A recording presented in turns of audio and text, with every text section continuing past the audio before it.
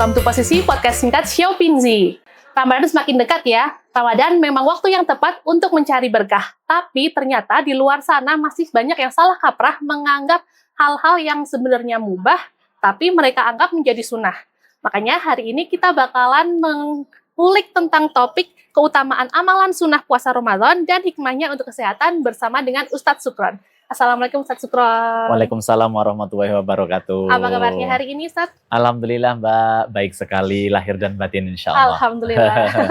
Ya Ustadz, ini banyak banget nih pertanyaan-pertanyaan di luar sana mengenai sunah-sunah di bulan puasa nih terutama. Apalagi ini kan waktunya udah deket banget sama bulan puasa ya Ustadz. Mengenai sunah-sunah ini ternyata tuh banyak yang masih salah kaprah nih Ustadz. Salah satunya tuh mengenai tentang sahur. Sahur kan salah satu hal yang kalau menurut saya, mungkin menurut orang-orang di luar juga, itu hal yang paling berat di dalam bulan puasa karena harus bangun pagi-pagi, habis itu bangun pagi harus makan gitu. Nah, sekarang ada sunnah yang mengatakan kalau apa namanya sahur. Ya, sahur itu adalah sunnah gitu. Sunnah dan salah satu yang membawa berkah di bulan puasa gitu Ustadz. Kalau sebenarnya tuh yang makna berkah di sini itu apa sih Ustadz? Baik, teman-teman, Mbak, semua pemirsa dimanapun berada, memang di antara amalan-amalan di bulan Ramadan itu memang kita perlu hati-hati, seperti yang tadi disampaikan, banyak yang mengamalkan yang sebetulnya itu mungkin salah. Betul Nah, terkait dengan ibadah sahur sendiri, nah untuk sahur ini memang ini betul, ini adalah anjuran. Jadi kalau tadi Mbak menyebutkan bahwa di dalam sahur itu ada keberkahan, itu betul sekali. Karena Nabi menyampaikan dalam sabda sahihnya itu, beliau menyebutkan redaksinya begini. Tasahuru fa inna fis sahuri barokah. Makan sahurlah kalian karena di dalam makan sahur itu terdapat keberkahan. Jadi lewat keterangan yang disampaikan oleh Rasulullah dalam sabdanya ini jelas bahwa sahur itu tidak hanya kita biar puasanya kuat. Kan orang itu rata-rata begini Mbak. Sahur itu biar besok puasanya kuat, nggak lemes, nggak lapar gitu kan. Sehingga sekalipun tadi menyebutkan masih kantuk, secara waktu kurang lahap di jam-jam begitu. Tapi memaksa diri makan tujuannya biar besok kuat.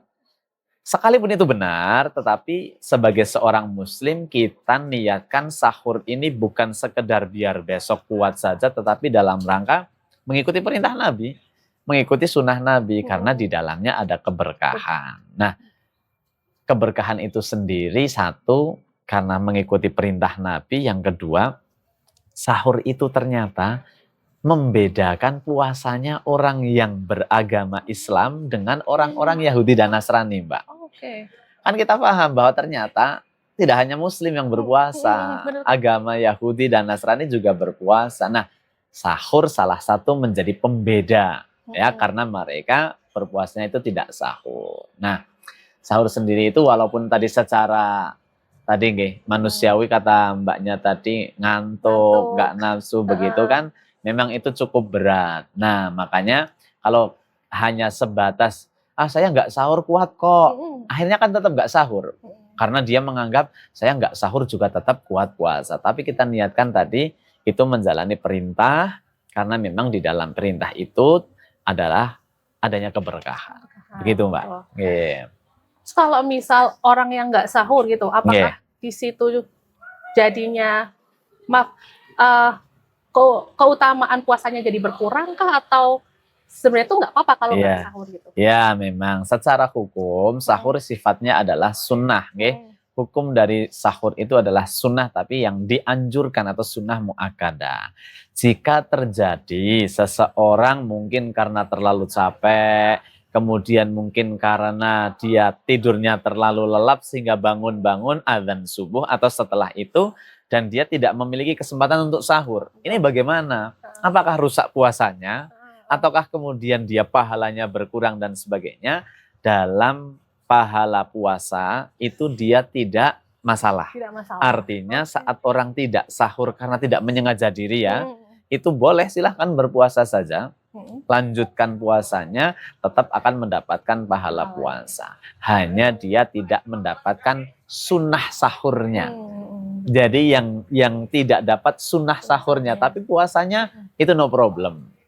Cuma hanya jangan dijadikan, oh nggak apa-apa kok, nggak masalah puasanya, yaudahlah nggak sahur aja, ya jangan juga. Berarti sebenarnya nggak masalah selama di situ kita bukan tidak menyengaja, iya, tidak menyengaja diri untuk tidak bersahur begitu. Kan sayang banget ya, ada berkah sebesar itu malah kita lewatkan. Betul, gitu. betul sekali. Terus gini Ustadz, kalau mengenai tadi kan kalau puasa itu kan kadang kita malas, terus kadang kita nggak nafsu juga gitu. Itu kan akhirnya kita kadang dimepet-mepetin. Oh iya. Waktu mengakhirkan gitu kan. Nah, secara sunnah sendiri kan ada ya Ustadz untuk mengakhirkan sahur. Betul, nah, betul. Kalau dari sisi agama itu sendiri mengakhirkan sahur itu hukumnya bagaimana Ustadz? Betul. Ini pertanyaan menarik. Walaupun tadi di awal pertanyaannya daripada bangun terlalu dini itu ya masih kantuk, gimana kalau bangunnya mendekati akhir sahur begitu ya. Terlepas dari itu memang Nabi itu memerintahkan kepada kita umatnya itu justru memang waktu sahur itu diakhirkan, Pak. Diakhirkan. Kalau kata Nabi itu waktu sahur yang paling ideal ya, itu beliau kasih kode ya. Kodenya itu adalah waktu sahur terbaik itu sebelum azan subuhnya itu antara membaca Al-Qur'an 50 ayat. Jadi beliau itu kasih kode, jadi baca Al-Qur'an 50 ayat itu kira-kira berapa? Misalkan kalau dalam baca itu tadi membacanya dalam intonasi yang normal, tidak dicepat-cepat begitu dengan bacaan yang tetap tartil, kan kurang lebih kan 30 sampai 45 menit lah ya, 30 sampai 45 menit. Nah, itulah waktu-waktu mengakhirkan waktu sahur. Dan itu bukan karena malas bangun aja, tapi memang Nabi itu perintahkan kita mengakhirkan waktu sahur. Memang ada perintahnya itu, diakhirkan waktu sahur. Jadi waktu sahurnya diakhirkan, tapi nanti saat buka disegerakan. Iya, begitu Pak. Gitu. Dan itu memang ada perintahnya. Ada perintahnya sendiri ya. Iya. Terus untuk mengakhirkan kan tadi 50 ayat baca Al-Quran ya? Iya. Dari azan subuh. Iya, sebelum azan subuh. Sebelum azan subuh. Iya. Nah, terus kalau di Indonesia sendiri itu kan ada yang namanya imsak. Iya, betul. Nah, kalau istilah imsak itu sendiri tuh sebenarnya tuh pas kapan sih Ustadz? Apakah yang pas di masjid itu biasanya kan ada tanda-tanda dengan sirine atau orang bilang imsak gitu, atau di waktu azan subuhnya itu? Baik. Kalau kita berbicara hukum ataupun pengertian puasa itu sendiri, itu kan ada disebutkan dalam, nanti teman-teman atau pemirsa dimanapun berada bisa cek lebih detailnya di Quran surat Al-Baqarah 187. Al-Baqarah 187. Itu menjelaskan tata cara kita berpuasa, kapan memulainya, nanti sampai kapan mengakhirinya ya. Nah, di situ disebutkan itu antara terjadi satu benang ketika disebutkan putih dan hitam dalam ayat itu. Tapi maksudnya begini, yang dimaksud itu adalah kita itu nanti sebelum azan subuh itu kita sudah berhenti makan dan minum dan memulai berpuasa. Memulai aktivitas menahan hawa nafsu makan dan minum itu sebelum azan subuh. Sedangkan tadi pertanyaan konteks di Indonesia, kemudian ada kata imsak atau kemudian di televisi atau di radio ada tanda tertentu yang kita kenal mungkin sirine atau apapun itu sebetulnya adalah satu kehati-hatian bagi kita. Kan jeda antara sirine imsak sampai adzan subuh kan tinggal beberapa menit saja kan, Mbak? Betul. Itu sebetulnya agar kita memberhentikan diri makan dan minum, kemudian bersiap untuk berpuasa. Tetapi kalau merujuk kepada surat Al-Baqarah tadi 187 itu adalah sebelum adzan subuh. Jadi seandainya, mohon maaf ya, bukan berarti kemudian menjadi patokan loh ya. Kalau misal kita qadarullah nih bangun tidurnya kok mepet tinggal beberapa menit imsak gitu kan. Baru bangun imsak. Nah itu masih ada sekian menit lah, sekian menit untuk kita Oke. makan seberapa. Misal kalau Nabi sih kurma ya Mbak. Nabi Ah. kurma, beberapa kurma dan minum.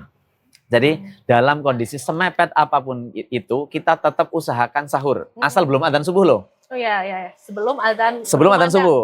Kecuali kita bangun adzan sudah ndak bisa. Oke. Tapi bangun kok pas imsak toh. Hmm. Tapi kan masih udah Masih. minimal 1 butir kurma atau kalau masih cukup, atau paling simpel, paling mepet ya kita minum Air air putih, putih. ya. Artinya apa? Jangan kita tinggalkan sahur. Terkait imsak tadi itu kehati-hatian agar kita begitu adzan nun sewu orang makan itu ya, sedikit menjelaskan saja. Kadang-kadang kan masih ada sisa-sisa makanan di mulut kita, Iya, betul. ya kan? Jadi ketika imsak itu berkumandang kan kita gunakan untuk membersihkan, kemudian masih ada gosok gigi dan sebagainya. Begitu adzan sudah beres semuanya. Nah khawatirnya kalau kita patokannya langsung adzan, nanti kan Keburu-buru ya. lebih beresiko begitulah. Beresiko, Kurang lebih begitu. Jadi imsak Oke. itu sebenarnya sebagai tanda aja biar Iya, kita bersiap-siap, Kehati-hatian. biar nanti pas adzan tuh kita udah benar-benar Betul. bersih dari Ya, makanan gitu ya. dan kita Oke. sudah siap untuk memulai puasa itu Memulainya. sendiri. Oke, oke. Iya. Terus tadi Ustaz kan sempat menyampaikan juga kalau untuk sahur itu diakhirkan, kalau untuk buka disegerakan. Ya, Itu kalau secara sunnah atau secara di agama Islam sendiri itu apakah ada pahalanya tersendiri untuk menyegerakan berbuka itu? secara pahala, kita kalau melihat pahala hanya Allah yang tahu ya. Ya, betul. Tetapi kita perlu ketahui, setiap kita mengikuti perintah, baik perintah itu ada dalam Al-Quran atau perintah itu ada dalam sabda Nabi, maka setiap perintah kita lakukan di situ pasti terdapat pahala. Betul. Nah, terkait berbuka untuk disegerakan, itu ada perintahnya. Nabi mengatakan, jadi puasa itu ketika masuk adzan maghrib, maka bersegeralah berbuka puasa. Jangan menunda-nunda. Karena disebutkan, Nabi itu menyebutkan manusia akan selalu dalam kebaikan selama dia menyegerakan berbuka puasa. Jadi begitu kita dengar adzan maghrib, maka kita batalkan puasa kita. Minum air putih, kalau Nabi kemudian mencontohkan dengan 3 butir kurma basah. Oh, ya. Kalau sahur, kurma kering. Tapi itu kalau ada. Karena kurma itu memang menjadi salah satu makanan yang disukai Nabi juga. Dan itu menjadi kebiasaan beliau. Maka disunahkan makan kurma atau air putih. Kalau kalimat mengatakan berbuka dengan manis itu sendiri, itu saya belum temukan yang mengatakan manis. Tetapi kurma itu kan memang memiliki rasa yang manis. Begitu. Jadi memang jangan sholat maghrib dulu, tetapi membatalkan puasa dulu. Baru setelah puasa kita batalkan dengan minum dan makan. Makan ringan ini loh ya Mbak. Makan yang ringan baru kemudian kita menjalankan sholat maghrib. Begitu. Terus kalau misal nih, berbuka puasa itu, ini sebenarnya masih banyak banget yang salah. Saya lihat konten-konten di sosial media, di luar sana tuh banyak banget yang kayak menyegarakan berbuka itu, tapi mereka berbukanya bukan dengan makanan, tapi dengan melakukan apa ya, hal-hal yang membatalkan puasa, kayak misal marah-marah atau nempelin tubuhnya gitu. Nah itu, apakah itu yang dimaksud juga berbuka puasa atau enggak? Baik, ya memang yang membatalkan puasa kan banyak ya, diantaranya makan, minum, kemudian mohon maaf, berhubungan suami dan istri, ya kan, itu kan membatalkan puasa yang secara mutlak. Tetapi ada hal-hal yang tadi Mbak sebutkan itu seperti marah, kemudian melakukan perbuatan yang menzolimi orang. Itu sebetulnya dalam kategori bukan membatalkan, tetapi kan merusak pahala. Merusak pahala. Jadi sungguh salah kalau, karena siang hari harus nahan hawa nafsu, harus nahan amarah, harus menghormati. Begitu adzan maghrib, maka kita luapkan di situ. Ya, jadi kadang malah jadi bahan candaan atau mungkin ya, siangnya kita tahan emosi, begitu adzan maghrib kita luapkan emosi ya, karena sudah boleh. Nah itu mau meluapkan emosi itu kan mau puasa mau tidak kan memang nggak boleh. Nah itu kan sebetulnya hanya jokes saja atau candaan yang itu menyinggung hukum, ya seharusnya tidak demikian lah. Kurang etis ketika kita menggunakan konten candaan itu membawa agama, itu janganlah. Nah Adapun yang disegerakan itu adalah makan dan minumnya. Makanannya. Iya, makan Yang dan minumnya. Iya, masuk ke mulut ya. Iya, betul. Betul.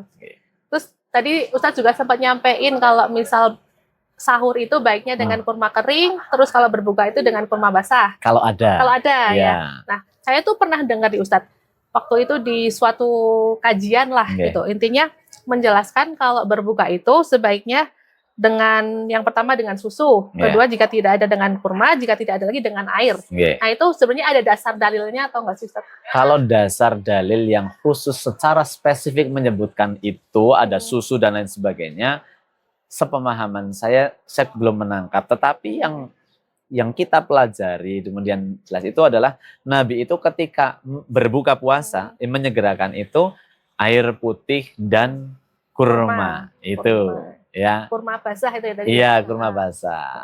Tetapi kemudian karena umat Nabi itu kan tidak semua ada di Jazirah Arab yang memungkinkan kurma itu tidak ada. Walaupun hari ini kita bisa beli, kita prepare dulu beli untuk persiapan, tapi kan ada orang yang tidak bisa membeli. Adanya seadanya di rumah apa? Ya enggak apa-apa, boleh saja gitu. Itu yang jadi ini juga ya Ustaz, kayak jadi tanggapan orang-orang tentang berbukalah dengan yang manis-manis gitu sebagai pengganti kurma, padahal kan nggak diharuskan untuk yang manis. Iya, hanya kurma itu memiliki rasa yang manis. Makanya disalahartikan menjadi berbuka dengan yang manis-manis. Iya, bahkan menjadi jargon beberapa produk-produk tertentu. Itu sampai rame itu. Iya. Terus ini Ustaz, kalau secara agama sendiri ada nggak yang mengatur kayak misal sebaiknya untuk menyegerakan berbuka itu dengan apa? Terus habis itu baru dilanjut dengan makan beratnya itu setelah sholat kah atau seperti apa? Iya, betul sekali. Kalau yang menyegerakan itu sifat makanannya adalah makanan yang ringan. Dalam konteks tadi Rasul dengan kurma. Kita monggo. Setelah itu setelah cukup, artinya itu makanan ringan, bukan makan yang berat. Kita sholat maghrib. Nah, habis maghrib baru kita makan kalau di budaya Indonesia ya makan nasi lah, cuma memang kita dianjurkan ketika berbuka yang setelah maghribnya itu sebetulnya dua-duanya ya sebelum atau sesudah maghribnya itu tidak berlebihan dalam berbuka puasa. Kenapa? Satu, agama melarang sesuatu yang berlebihan. Dua, menjaga kondusivitas kita untuk melaksanakan ibadah berikutnya. Karena ibadah berikutnya kita akan masuk ibadah sholat isya yang dilanjut dengan sholat tarawih, ada tadarus dan sebagainya. Kalau kemudian kita tidak bisa mengontrol diri saat berbuka, artinya bukanya dengan berlebihan, akan mengganggu ibadah yang berikutnya. Jadi ngantuk iya, betul. Berarti kalau di kesehatan itu kan ketika orang berpuasa itu kan gula darah turun. Betul. Terus kalau misal tiba-tiba langsung kita timpa dengan makanan berat itu biasanya bakal langsung naik. Alhasil ya jadinya ngantuk, konsentrasi gitu. Betul. Kalau berhubungan sama kesehatan itu, kalau sama ibadah ya nanti malah jadinya nggak konsentrasi ketika harus. Betul. Harusnya tarawih, nanti fokus tarawih terjadi kantuk karena kantuk, kekenyangan dan lain sebagainya. Perut kenyang untuk sujud yang berkali-kali akhirnya menjadi kurang nyaman. Nah, seperti itu. Benar banget. Memang harus nggak apa-apa kalau mau langsung makan, nggak apa-apa kalau misal makannya nanti, yang penting jangan berlebihan. Betul. Oke. Terus mengenai rasa ngantuk nih Ustaz. Betul. Kalau di bulan puasa itu kan seringnya siang hari pada ngantuk. Lah, betul sekali. Nah, ini juga tersebar luas di luar sana gitu mengenai tidurnya orang puasa itu adalah ibadah. Masya Allah. Nah, gitu. Apakah ada dalilnya juga itu Ustaz? Betul. Betul sekali Mbak. Ketika masuk bulan Ramadan kita memang harus berhati-hati. Di sini pentingnya banyak ulama menyebutkan, menasehati kita persiapan menuju Ramadan, banyak persiapan, ada iman, ada kesehatan, termasuk di sini persiapan ilmu. Betul sekali. Kita mau masuk di Ramadan yang panjang, kalau kita nggak pakai ilmu, jangan-jangan nanti kita menjalankan ibadah tapi tidak sesuai. Seperti yang tadi disebutkan, tidurnya orang yang berpuasa adalah ibadah. Kalau kemudian kita mundur, adakah kemudian landasan atau dalil yang melatar belakangi tidurnya orang berpuasa ini ibadah? Ini Itu mayoritas ulama mengatakan hadis ini dhaif atau hadis yang lemah. Lemah. Oke. Bahkan ada ulama yang mengatakan tidurnya orang berpuasa adalah ibadah. Ini hadis yang matruk atau hadis yang ditinggalkan karena palsu. Oh, malah palsu ya Iya, istilahnya ya. sehingga tidak benar Mm-mm. tidurnya orang berpuasa itu ibadah, itu tidak benar. Tidak benar. Oke. Kan banyak banget yang salah mengartikan ini, jadinya dipakai buat alasan biar mereka bisa akhirnya siang-siang tidur, nggak Ya, ngapain, nggak kerja, nggak bantuin, bahkan betul. ketika kerja malah terus tiduran dengan Ya, alasan aku kan lagi ibadah gitu. betul. Gitu Ya, kan. Makanya kalau misal bener kan jadinya kalau bekerja itu kan ibadah ya. ya betul. Terus tidur orang puasa ibadah, puasanya Oke. aja udah ibadah. Terus kalau Oke. misal tidur di tempat kerja jadinya Masya Allah, ya. ibadahnya Ya. berlipat-lipat ya. Oke. Ya, ini sesuatu yang tidak bisa dibenarkan, tapi di luar sana kadang-kadang mungkin itu memang sengaja dibuat bahan bercanda atau bahkan memang menjadi alasan untuk bisa tidur di dunia kerja. Ditanya bosnya nanti, kan saya tidurnya berpahala, kerjanya berpahala, double-double dong. Nah, ini nggak bisa, itu salah, gitu, Mbak.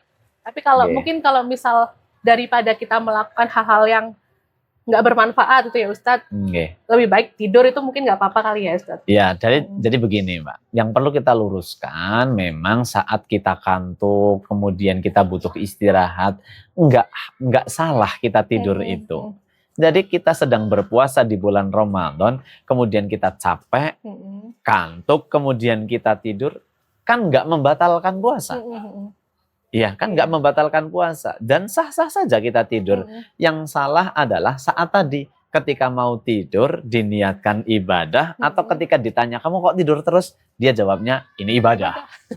Tapi kalau kemudian kita niatkan, kan saya capek banget ini, saya kerja dari tadi pagi, kemudian saya tak istirahatlah beberapa menit untuk memulihkan energi, apalagi dengan niat agar nanti pas tarawih nanti nggak ngantuk, ya nggak apa-apa, itu malah justru berpahala. Ya. Berarti teman-teman di luar sana, kalau yang masih pakai alasan kan lagi ibadah, lagi tidurnya orang puasa kan ibadah, itu ternyata salah ya Ustaz. Dan yang satu lagi itu, ketika orang banyak tidur di bulan puasa, justru meminimalisir amalan-amalan di bulan puasa. Kan kita di bulan puasa diminta perbanyak amalan. Entah itu amalan aktivitas tadi bekerja, tadarus, menuntut ilmu, baca yang bermanfaat. Itu kan kita diminta untuk perbanyak amal solih. Nah, kalau kita tidur kan kita artinya waktu untuk beramal solih kan menjadi berkurang. Ya begitu. Jadi malah rugi.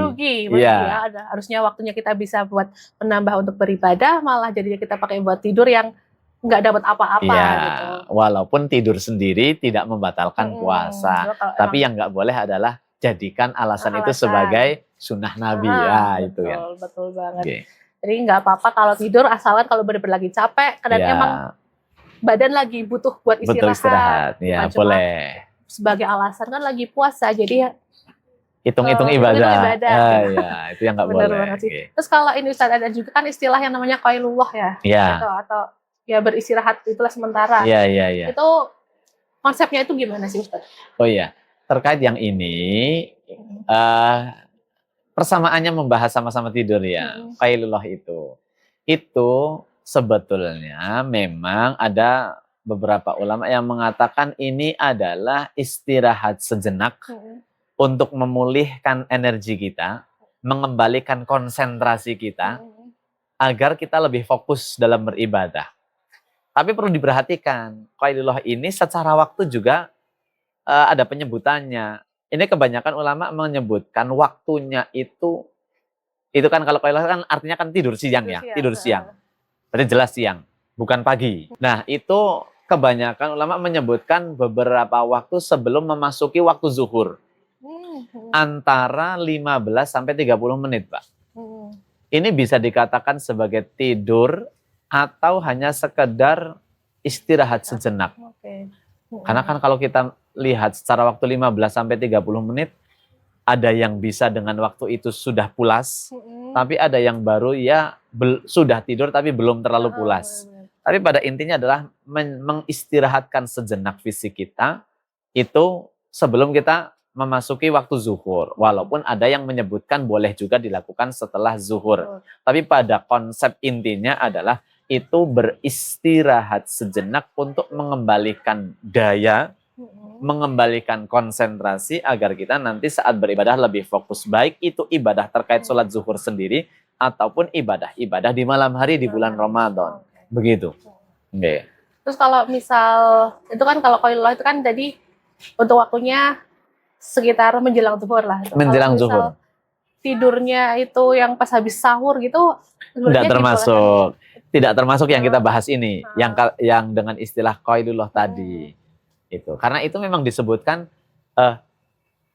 tidur sianglah kamu karena sesungguhnya setan itu tidak mengambil tidur siang. Jadi kalau istilah yang ditanyakan adalah qailullah tadi, itu kan adalah tidur siang. Jadi tidak itu beda dengan ba'da subuh tidur kan. Justru pagi hari ya mungkin kalau memang sudah terlalu mungkin karena malam harinya tidak tidur, mungkin ada satu dispensasi mungkin atau apa. Tapi kalau dalam Islam justru kalau pagi hari ya kita dianjurkan beraktivitas. Pagi hari kita beribadah dan beraktivitas gitu kan. Pekerja tadi Mbak mengatakan pekerja itu kan malah berpahala. Betul sekali. Bahkan bekerja itu lebih besar pahalanya dibandingkan beriktikaf, kata Nabi. Maksudnya konteks ini adalah kalau ada orang, dia laki-laki, dia pemimpin rumah tangga, harus menafkahi anak dan istri, tapi dia berdiam diri di masjid, padahal sudah masuk waktu kerja, sudah masuk waktu duha, subuh dia di masjid, dia lanjut dengan tadarus dan sebagainya, iktikaf di masjid. Begitu masuk duha yang lain berangkat kerja, dia masih di masjid. Nabi mengatakan, kalau kamu keluar, kemudian kamu bekerja, itu lebih berpahala daripada iktikaf di masjid, bahkan sampai 1 bulan. Keduanya berpahala, Pak. Keduanya berpahala, tetapi bekerjanya itu lebih berpahala. Karena ini konteksnya adalah seorang laki-laki yang dia harus menafkahi keluarganya. Lah, apalagi kok malahan ditinggal tidur. Kan begitu, perbandingannya begitu. Nah, okay. Emang prioritasnya tuh tetap harus bekerja dulu, beraktivitas dulu. Kalau emang sekiranya tidak ada aktivitas, tidak ada kerja, dan posisinya kita memerlukan tidur, nggak apa-apa buat tidur ya. Oke, Ustaz. Sepertinya cukup terjawab beberapa pertanyaan. Sebenarnya kalau mau kita bahas lagi akan jadi semakin panjang ya, Ustaz. Tapi mungkin kita bisa berjumpa lagi di lain kesempatan. Insya Allah. Terima kasih atas ilmu-ilmunya dan pengetahuannya. Tadi banyak banget yang hal-hal yang sebenarnya kita anggap lumrah ternyata tuh salah ya Ustaz. Gitu. Makanya terima kasih udah memberikan ilmu-ilmunya kepada teman-teman semuanya. Sampai jumpa di selanjutnya ya Ustaz. Insya Allah, insya Allah. Sehat selalu Mbak. Amin. Terima kasih teman-teman sudah menonton Posisi episode hari ini. Sampai jumpa di episode selanjutnya. Semoga bisa mengambil ilmu dari episode kali ini. Sampai jumpa. Bye-bye.